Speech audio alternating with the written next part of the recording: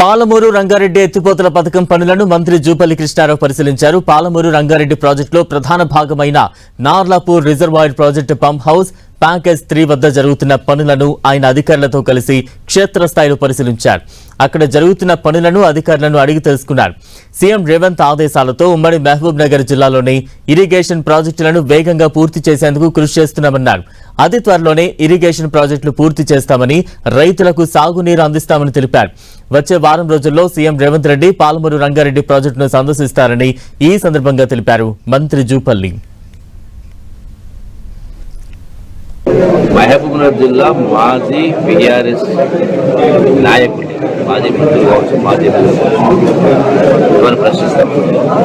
Mahatma Gandhi Kalwakurthy reservoir మొత్తం కూడా కేవలం 4 టీఎంసీ అంటే 40,000 ఎకరాల మాత్రమే ఉంది. 4.5 లక్షల ఎకరాల వారాలంటే కనీసం 20 వచ్చే వారంలో కొన్ని ముఖ్యమంత్రి గారు కూడా రేవంత్ రెడ్డి గారు పాలమూరు జిల్లాలో ఈ ప్రాజెక్టు కోసం రావడం కోసం ఏర్పాటు చేసిన